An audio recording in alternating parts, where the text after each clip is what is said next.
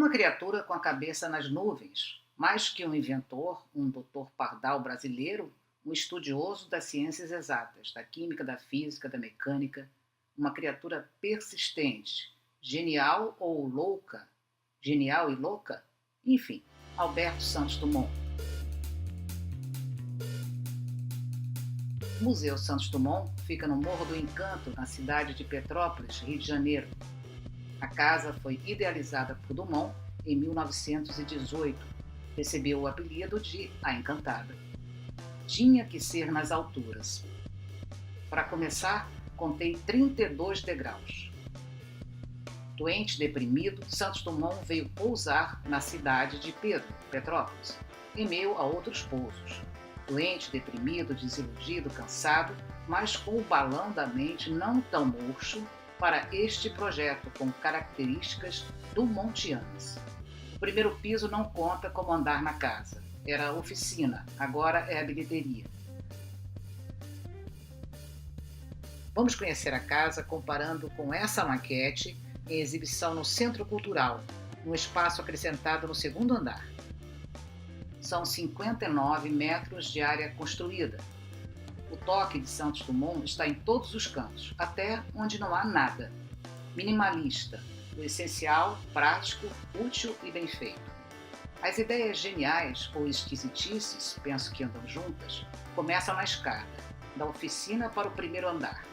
Os degraus são recortados, o pé precisa estar em acordo com a mão no corrimão. Esta escada começa com o pé direito e a mão direita. Superstição? A sala é um espaço único, pequeno. Tem muito mais objetos que na época de Santos Dumont. A casa, os móveis e outras dezenas de objetos foram doados pela família à Prefeitura de Petrópolis em 1936. Nessa parede, a planta da casa sob o comando do engenheiro Eduardo Pederneiras. A luminária é original da casa. Tem a forma de um balão e foi presente da Princesa Isabel, a filha de Dom Pedro II. O chapéu desabado também foi de Dumont. Virou meme moda em Paris. E pensar que o chapéu perdeu a compostura ao servir de abafador a um princípio de incêndio num balão. Tímido e franzino, Santos Dumont gostava de roupas sob medida, bem cortadas, em tecidos escuros. O colarinho das camisas era alto e engomado. As bainhas das calças eram um tanto quanto acima dos calcanhares, a mostrar as botinas. Sim, Santos Dumont ditou a moda no berço mundial da moda, Paris. Aí está o projeto de um relógio de pulso com pulseira de couro, feita em parceria com o joalheiro Louis Cartier em 1908. Com tantas cordas para puxar, abanos com o chapéu para apagar incêndios e tantas outras manobras, o aviador tinha as mãos muito ocupadas para puxar o relógio de pulso. O relógio de pulso com pulseira de couro foi copiado no mundo. Uma coleção de livros do escritor francês Victor Hugo. Fotos de Dumont e suas criações. Nessa foto, Santos Dumont exibe o balão número 1, chamado Brasil. Rasgou, foi consertado e, quando subiu, caiu. No dia da exibição do dirigível número 2, ventou forte. O balão acabou abraçado às árvores. O número 3 só tinha de igual aos anteriores a sexta. Em novembro do mesmo ano, 1899, Santos Dumont contornou pela primeira vez a Torre Eiffel, em Paris. Além do desafio do voo, conta-se que astrólogos afirmavam que o mundo acabaria naquele dia. O mundo não acabou e o mundo de Santos Dumont deu um salto de certeza e de qualidade. Ok, mas não bastava voar, flutuar ao sabor do vento. Da brisa, porque com vento mesmo ninguém voava. Era preciso criar um balão dirigível, controlável. Para 1898, Santos Dumont testou o motor dos dirigíveis a partir da máquina de um triciclo movido a petróleo. O motor a explosão no balão inflável? Por que ele não se suicidava sentado num barril de pólvora com um charuto aceso? Foi o que sugeriram os amigos. Mas não bastava voar numa aeronave mais leve que o ar, era preciso voar numa aeronave mais pesada que o ar. E eis o 14 bis. Bis porque a aeronave foi pendurada no balão número 14. Depois, novos fora o balão, novos fora um acidente inicial, o 14 bis levantou voo. Era 23 de outubro de 1906, no Parque de Bagatelle, em Paris. Pela primeira vez, uma aeronave levantou voo sem ajuda de rampas e catapultas. Já mostrando cansaço, Santos Dumont construiu a sua joia particular, 8 vezes menor que o 14 bis. A bordo de um automóvel, outra paixão, Dumont aparece na foto transportando o Demoiselle. Cartas recebidas e enviadas a celebridades mundiais. Esta tem a data de 10 de março de 1932. Foi enviada ao então chefe do governo provisório dos Estados Unidos do Brasil, Getúlio Vargas. Dumont manifesta sinceras expressões de reconhecimento por não estar em Petrópolis à altura de uma visita do presidente. A casa não tem divisórias, exceto uma porta para o banheiro lá em cima. A escada para o segundo andar começa com o pé esquerdo, no mesmo lado do corrimão para a mão esquerda. Acaba aqui a teoria da superstição. A ideia foi segurança. O acesso é prático e rápido, mas está fechado. Vamos por fora. Mais escada, comparando com a maquete.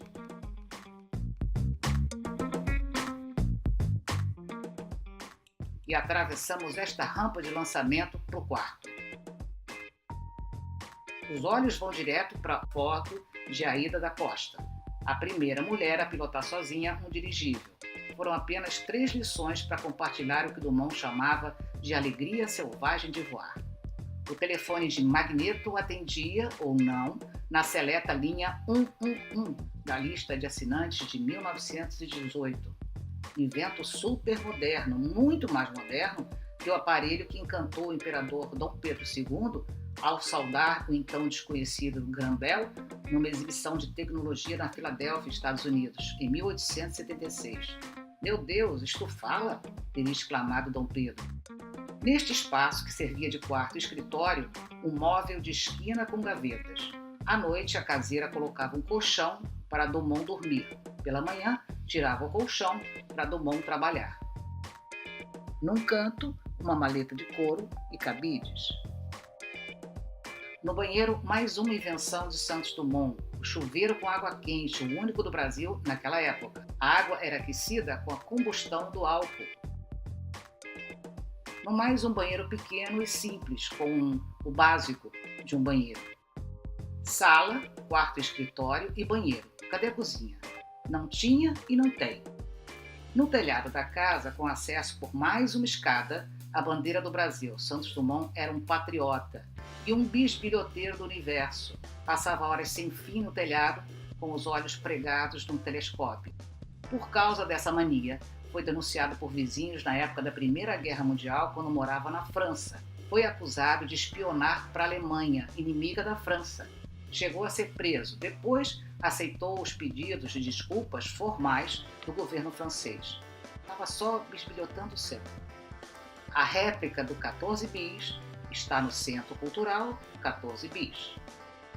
A maquete da casa e detalhes como a escada e o banheiro. Mais fotos e notícias sobre os feitos de Santos Dumont, até se tornar um cidadão do mundo. No início do século XX, o brasileiro abandonou as provas da aviação, mas não abandonou a aviação. Viajou pelo mundo para divulgar o progresso nas nuvens. Destaque para a foto da paulista Anésia Pinheiro Machado, a primeira mulher aviadora do Brasil. Em 1922, nas comemorações do centenário da independência do Brasil, Anésia recebeu de Santos Dumont uma medalha por ter completado o voo de São Paulo ao Rio de Janeiro, uma façanha que durou 4 dias.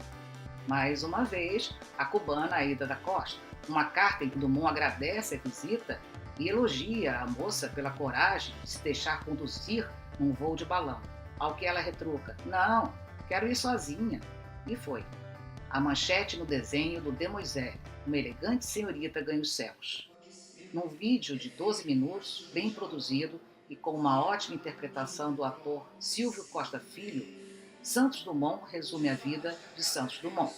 Então Dumont explica por que a casa não tem cozinha.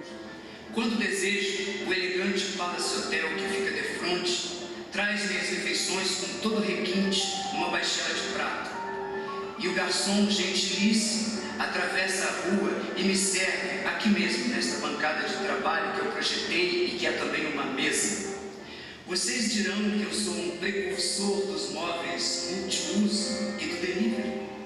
Cada recanto desta casa fala de mim, dos meus sonhos, esperanças, conquistas, frustrações, aquilo em que acredito e que espero ver realizado. Aliás, foi na Encantada que escrevi o meu livro mais conhecido, O que eu vi, o que nós veremos, onde conto sobre a minha vida e falo sobre o futuro da aviação. O patriota conta que o Aeroclube de França era o ninho da aeronáutica, o ponto de reunião de todos os inventores que se ocupavam dessa ciência e pouco falavam sobre guerra.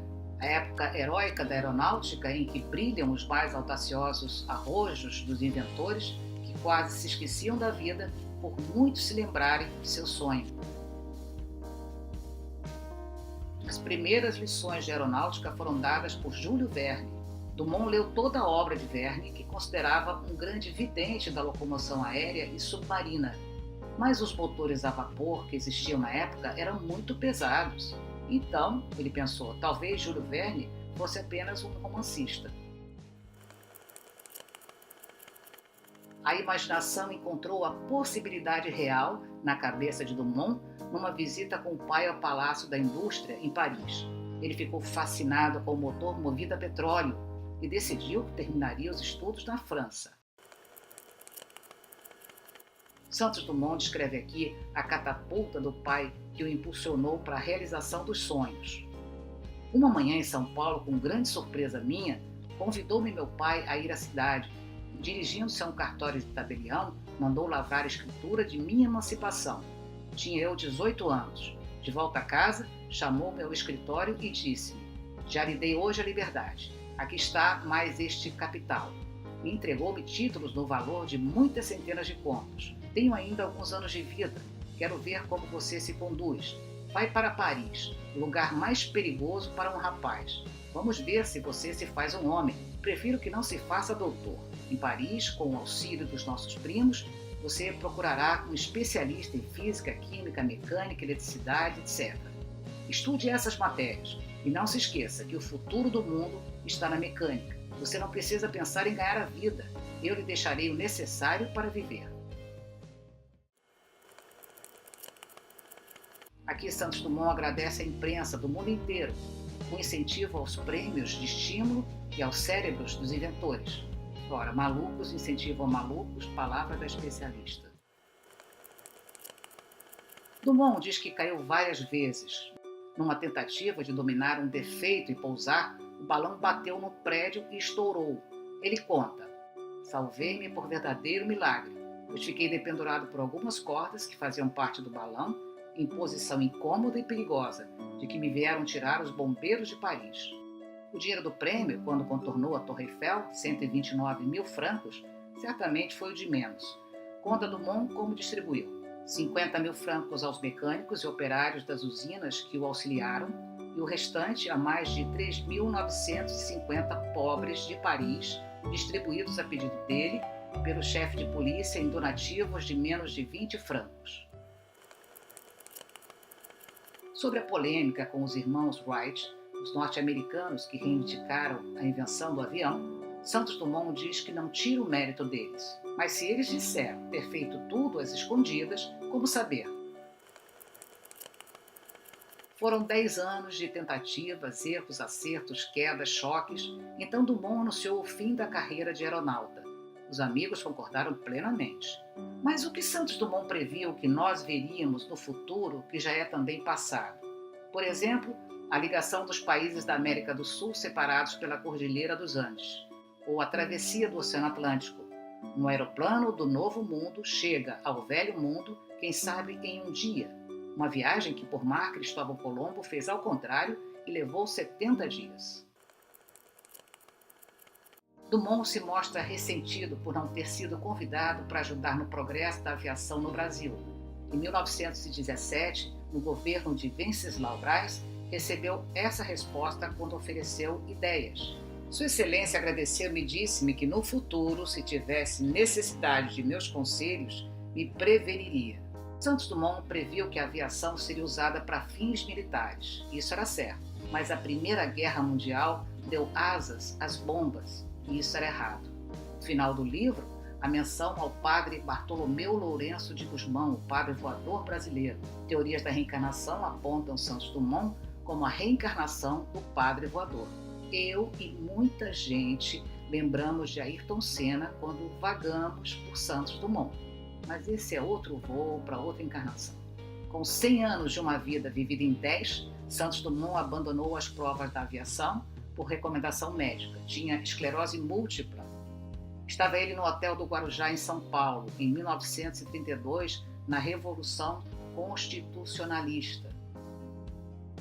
Possivelmente, previsivelmente, Santos Dumont viu aviões em combate sobrevoando o Guarujá. Estava sozinho e foi encontrado morto no quarto. Tinha 59 anos de idade. No atestado de óbito, a causa da morte é ataque cardíaco, mas as camareiras que encontraram o corpo contaram que ele se enforcou com uma gravata. Tantas vezes teve a oportunidade de morrer com seus êxitos e fracassos e pode ter se suicidado. Foi enterrado no Rio de Janeiro.